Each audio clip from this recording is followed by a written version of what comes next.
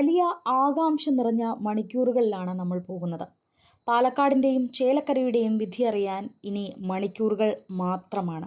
കേരള ചരിത്രത്തിൽ നടന്നിട്ടുള്ള ഉപതിരഞ്ഞെടുപ്പുകളിൽ ഇന്നോളം കണ്ടിട്ടില്ലാത്ത വാശിയേറിയ പ്രചരണമാണ് പാലക്കാടും ചേലക്കരയും നടന്നത്.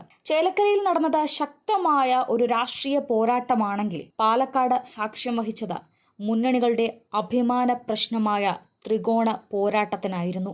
നമുക്കറിയാം, പ്രവചിക്കാൻ കഴിയാത്ത മത്സരമാണ് നടന്നതെങ്കിലും മുൻകാല തിരഞ്ഞെടുപ്പ് മുൻനിർത്തിയും കണക്കുകൾ വിശകലനം ചെയ്തും ജയസാധ്യതകൾ നമുക്കൊന്ന് പരിശോധിക്കാം. ചേലക്കരയിൽ സുപരിചിതനായ UR പ്രദീപായിരുന്നു LDF സ്ഥാനാർത്ഥി. സംഘടനാ ബലത്തിലും ശക്തമായ സാന്നിധ്യമായ UR പ്രദീപ് മികച്ച ഒരു മത്സരമായിരുന്നു ഇവിടെ കാഴ്ചവെച്ചത്. എങ്കിലും മുൻ MP-യും മണ്ഡലത്തിൽ ശക്തമായ വേരുകളുള്ള രമ്യ ഹരിദാസും പ്രദീപിനെ ശക്തമായ വെല്ലുവിളി ഉയർത്തിയിരുന്നു. മുൻകാലങ്ങളെ അപേക്ഷിച്ച് ചേലക്കരയിൽ സുപരിചിതനും അധ്യാപകനുമായ ബാലകൃഷ്ണനായിരുന്നു NDA സ്ഥാനാർത്ഥി. 50,000 വോട്ടുകൾ നേടുമെന്ന് NDA പറയുന്നുണ്ടെങ്കിലും 35,000-ന് മുകളിൽ ബാലകൃഷ്ണൻ നേടുന്ന ഓരോ വോട്ടും ഇരു മുന്നണികളുടെയും ചങ്കിടിപ്പ് കൂട്ടും.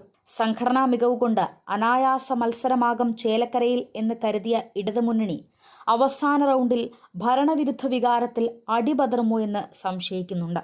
രമ്യ ഹരിദാസ് MP ആയിരുന്നപ്പോൾ നടത്തിയ പ്രവർത്തനങ്ങളും സ്ത്രീ എന്ന പരിഗണനയും ജനങ്ങളിലേക്ക് പെട്ടെന്ന് ഇറങ്ങിച്ചെല്ലാനുള്ള കഴിവും സ്ത്രീ വോട്ടർമാർ കൂടുതലുള്ള ചേലക്കരയിൽ UDFന്റെ സാധ്യത വർദ്ധിപ്പിക്കുന്നുണ്ട് എന്നത് പറയാതിരിക്കാൻ കഴിയില്ല.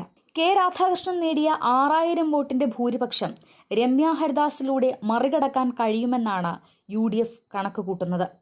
UDFന്റെ കണക്കനുസരിച്ച് 3,500-നും 5,200-നും ഇടയിലുള്ള ഭൂരിപക്ഷത്തിൽ രമ്യ ചേലക്കര പിടിച്ചെടുക്കും എന്നാണ് കരുതുന്നത്.